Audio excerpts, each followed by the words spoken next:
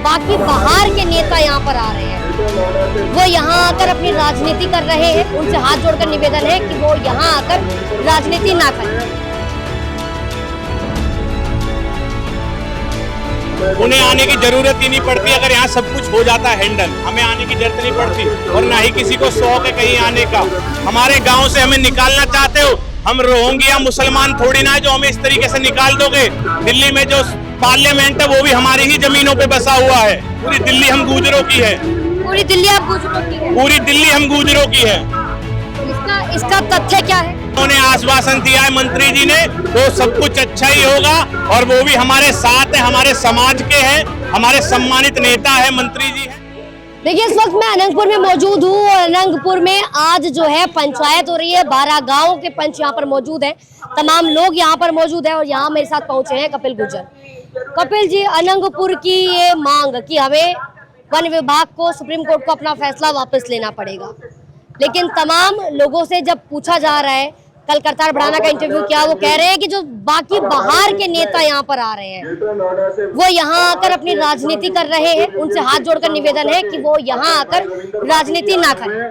देखो, सबसे पहली बात बताना चाहता हूँ, जो भी लोग यहाँ आ रहे हैं वो अपने समाज के लिए आ रहे हैं।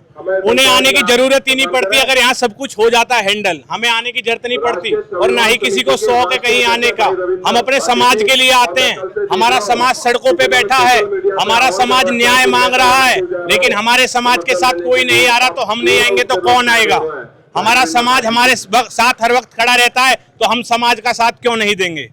कहाँ तक देंगे समाज का साथ? क्या आखिर आप क्या चाहते हैं अनंगपुर के लिए? देखो, समाज का साथ तो हम जब तक मर मिट नहीं जाएंगे जब तक देंगे। और अनंगपुर के लिए हम चाहते हैं, जब हमारा देश भी आजाद नहीं हुआ था ना, जब से ये अनंगपुर गांव है, ये दिल्ली अनंगपुर तोमर ने बसाई थी, जो गुर्जर राजा थे उन्होंने बसाई हुई दिल्ली है। जिन्होंने दिल्ली बसाई, जिन्होंने एनसीआर बसाया, पूरा एनसीआर गुर्जरों से बसा हुआ है। आज उन्हें ही तुम लोग उजाड़ना चाहते हो, हमारे गांव से हमें निकालना चाहते हो। हम रोहिंग्या मुसलमान थोड़ी ना है जो हमें इस तरीके से निकाल दोगे। हमारा देश है, हमने मुगलों को मार के भगाया, अंग्रेजों को हमने भगाया और आज हमारे ही गांव पे ऐसी मुसीबत आ गई है कि हमारे लोगों के घर तोड़े जा रहे हैं। तो ये बिल्कुल भी बर्दाश्त नहीं होगा और कोर्ट को स्टे देना पड़ेगा। हम जब तक डटे रहेंगे अपने भाइयों के साथ, जब तक हमारे गाँव वासियों को न्याय नहीं मिल जाता और यहाँ स्टे नहीं आ जाता। आप उन घरों पर गए जो घर टूटे? मैं अभी यहाँ आया हूँ और यहाँ पंचायत में शामिल होने के बाद, अपने बुजुर्गों से फैसला सुनने के बाद फिर मैं उन घरों पे भी जाऊंगा, उन्हें देखूंगा और जो घटना अब तक हो चुकी है उससे आगे घटना हम बढ़ने नहीं देंगे बिल्कुल भी। जरा क्या करेंगे? हम कोर्ट जाएंगे, कोर्ट से मांग करेंगे कि हमारे साथ इंसाफ करे। हम सड़कों पे बैठेंगे, हम सरकार को लेकर के आएंगे कि सरकार हमारे साथ इंसाफ करे। अगर हम यहाँ के नहीं है तो कौन है? ये दिल्ली किसकी बसी हुई है?